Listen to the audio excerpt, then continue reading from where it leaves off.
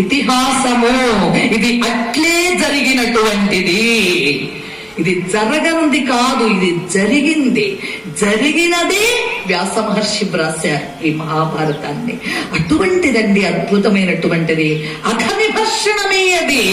మనకి పాపాన్ని పోగొట్టి పుణ్యాన్ని ప్రసాదించేటటువంటి కథ ఏది? అద్దాని వినిన ఎరుక సమగ్రంబయ్యుండు. అటువంటి కథ వింటే జ్ఞానం కలుగుతుంది. ఆ కథ మాకు కావాలి. అదే మహాభారతం. కాబట్టి మహాభారతాన్ని ఎన్నిసార్లు విన్నా అందులో మనం ఎన్నెన్నో ధర్మ సూక్ష్మాలు, ధర్మాలు, నీతులు, శాస్త్రాలు, పురాణాలు, ఇంకా మన జీవితానికి కావలసినవన్నీ కూడా వెతుక్కుని మన జీవితాన్ని పండించుకునేటటువంటిది మహాభారతం. కాబట్టి సమయం ఎప్పుడైతే మనకు దొరుకుతుందో ఆ సమయాన్ని పట్టుకుని మీరు, మేము అందరం కూడా సార్థకత చేసుకునేటటువంటి 18 రోజులు మీరందరూ వచ్చి చక్కగా విని మాకు ఉత్సాహాన్ని కలగజేసి, మీ యొక్క ఆశీస్సులతో మాకు ఉత్సాహాన్ని కలగజేసి ఈ యొక్క జయప్రదంగా ఈ మహాభారత యజ్ఞాన్ని మీరందరూ కమిటీ వారికి సహకరించి జరిపిస్తారని మరీ ప్రార్థిస్తూ జై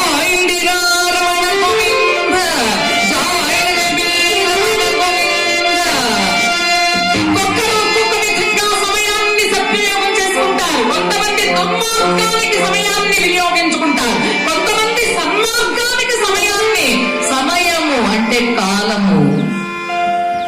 కాలానికి అనుగుణంగా ఎప్పుడు తల వంచి వెళ్ళిపోవాలండి. మనం తల పైకెత్తకూడదు. ఎంతటి చక్రవర్తులైనా సరే తల పైకెత్తితే, తల ఎత్తితే వాళ్ళకి కాలం సమాధానం చెప్పింది. ముందు తల పైకెత్తకూడదు, తల దించాల్సిందే. ఎప్పటికైనా కూడా ఎంతమంది పెద్దల ముందైనా ఇలా ఎప్పుడు వంగి నమస్కారం చేయాల్సిందే.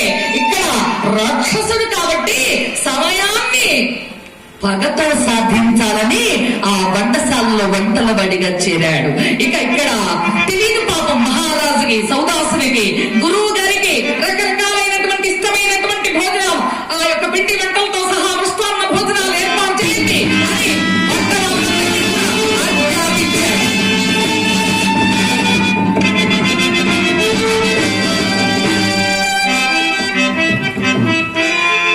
గురువుగారు ఏం తింటాడు? సాత్వికాహారమే కదా.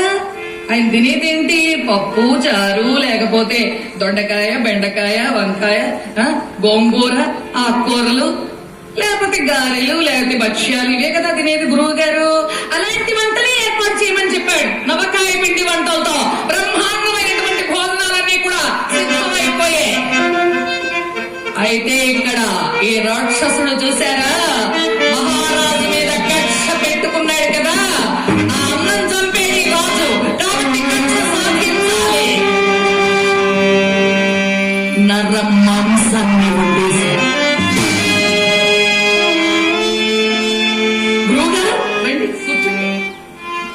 గురువుగారు దగ్గరుండి చక్కగా ఇదిగో ఈ పప్పు వడ్డించుకోండి, ఇదే కాస్త వడ్డించుకోండి, ఇదిగో ఈ భక్ష్యాలు మీకోసమే చాలా రుచిగా ఉంటాయి, చాలా మధురంగా ఉంటాయి, ఈ భక్ష్యాలు వడ్డించుకోండి, ఈ గారె వడ్డించుకోండి. గురుదేవ ఇదిగో ఈ యొక్క రకరకాలైనటువంటి ఆ వంట చేసినటువంటి పదార్థాలన్నీ కూడా వడ్డిస్తున్నాడు.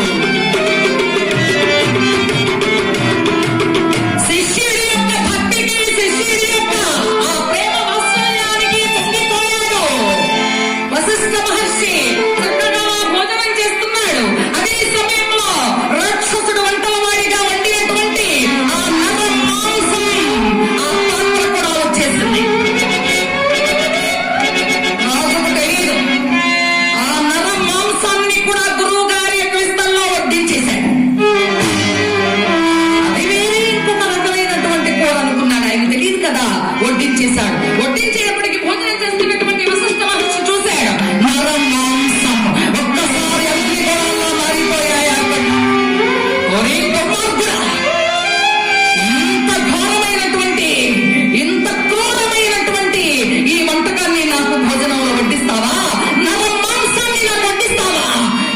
ఏదో నా శిష్యుడిగా, నాకు భక్తి పరుడిగా అనుకున్నాను. కానీ మీరు నన్ను ఇంత అవమానిస్తామనుకోలేదు. రాక్షసుడు అయిపోతావు.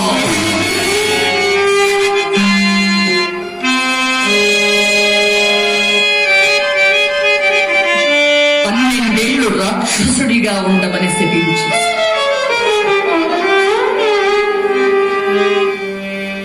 అకారణ వైరం, అకారణ కోపం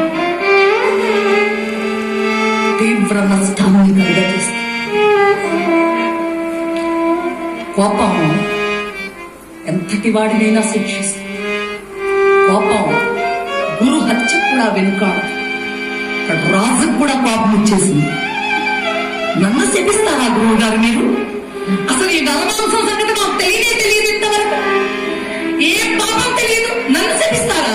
కాబట్టి నిన్ను కూడా శపిస్తా అని చెప్పని గురువు గారిని శపించడానికి ఎప్పుడైతే చేతిలో నీళ్లు తీసుకున్నాడో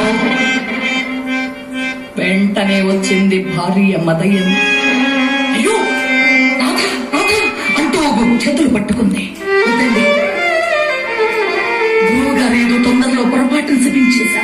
మీరు కూడా శపిస్తే ఇక శిష్యుడు అనే పదానికి అర్థం ఉండదు.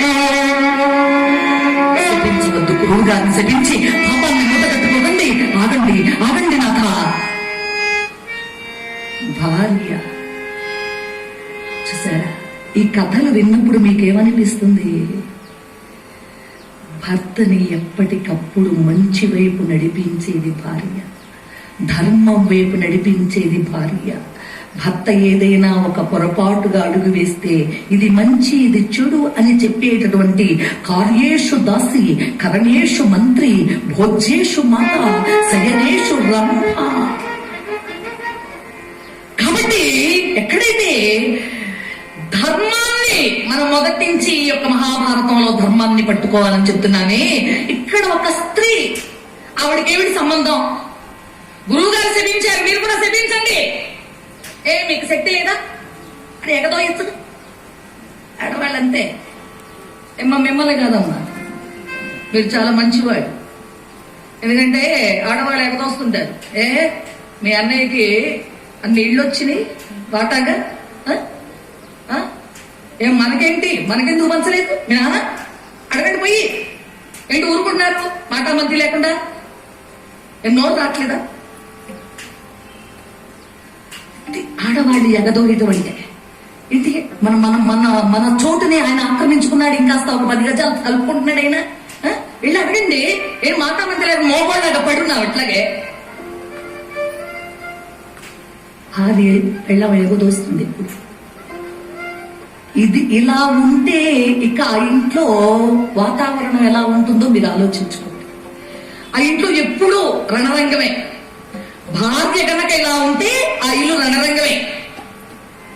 భార్య ఎలా ఉండాలి? ఏమండి వద్దండి, శపించమాకండి. గురువు గారండి, గురువు గారిని శపిస్తే మన పాపం అంటుకుంటుంది. గురువు గారు ఏదో పొరపాటు చేశారు, మీరు క్షమించాలి, గురువు గారిని శాంతింపజేయాలి అని భార్య శపించబోతున్నటువంటి భర్తని అడ్డుకుని ఆపింది. ఇది భార్య లక్ష్యం. భార్య ఎలా ఉంటే ఆ ఇంట్లో శాంతి సామరస్యాలు నెలకొంటాయి. ప్రతి ఒక్కటి మీరందరూ వినాలి, ఆచరించడానికి ప్రయత్నించాలి. అంతేకాని ఏ చిన్న పొరపాటు జరిగినా ముందుండి నువ్వు ఇది చేస్తావా చేయవా అని భర్తని మామూలుగా నిదానంగా ఉన్నవాడిని ఇంకా రెచ్చగొట్టేలాగా ప్రయత్నం చేస్తే మాత్రం చాలా కష్టాలే. ఆ ఇంట్లో ఆగిపోయాడు మహారాజు, ఆగిపోయాడు. వినేటటువంటి వాళ్ళు కూడా గొప్పవాళ్ళే, మాట వినేవాళ్ళు కూడా గొప్పవాళ్ళే. నువ్వు నాకు చెప్పేది, నన్ను శపిస్తాడా గురువు గారు? నేను శపిస్తా, నీకు అనవసరం అంటే ఉంది. కానీ విన్నాడు. ఇక్కడ ఈ కథలన్నీ మనం మన జీవితానికి అన్వయం చేసుకోవాలి. ఎప్పుడూ మహాభారతాన్ని మహాభారతంగానే చూడకూడదు. మన జీవితానికి అన్వయం చేసుకోవాలి మహాభారతాన్ని. అప్పుడు మీ అందరికీ కూడా వినడానికి చాలా ఇంట్రెస్ట్ గా ఉంటుందన్నమాట. వచ్చాడండి, వెళ్ళాడండి, జరిగిపోయింది జరిగిందండి అనుకుంటే మాత్రం అది కథ కథగానే ఉంటుంది. కథని ఎప్పుడైతే మన జీవితానికి అన్వయింది, కథ కాదు నిజంగా జరిగింది కాబట్టి ప్రతి ఒక్క పాత్రని మన జీవితానికి అన్వయం చేసుకుంటే మనం అందరం ధన్యులం అవుతాం. ఎప్పుడైతే ఇక్కడ భార్య మాట విని ఆగిపోయాడు ఈ సౌదాసుడు, ఈ నీరు శపించడానికి తీసుకున్నటువంటి ఆ జలం ఎక్కడైతే పోస్తే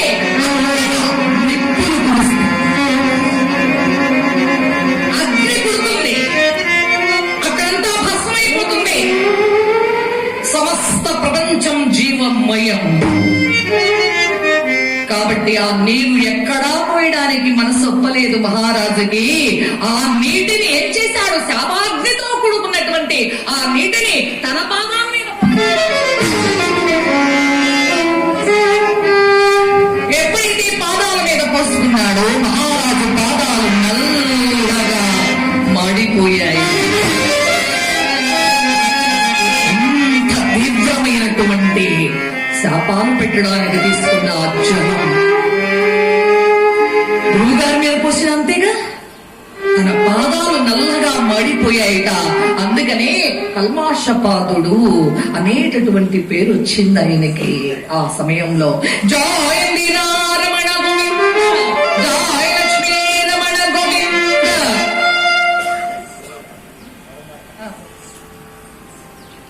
రండి కూర్చోండి సవయ్య గారు, కూర్చోండి. చాలా మంచి కళాభిమానులు, పేరూరు వాస్తవ్యులు అయితే ఇక్కడే ఉంటారు. కానీ ఎడమారిపల్లె, ఈ మధ్య మహాభారతం నేను ఎడమారిపల్లెలో 18 రోజులు చెప్పాను. అక్కడ బాక్రాపేట దగ్గర ప్రతిరోజు అక్కడ ఉండి ఆ మహాభారతం దగ్గర యజ్ఞంలో అనేకమైన సేవలు చేసి సొంత ఊరు ఎడమారిపల్లె. అయితే ఇక్కడ వాళ్ళ అబ్బాయి కోడలు ఉంటున్నారు కాబట్టి ఇక్కడే మహాభారతం జరిగిన రోజు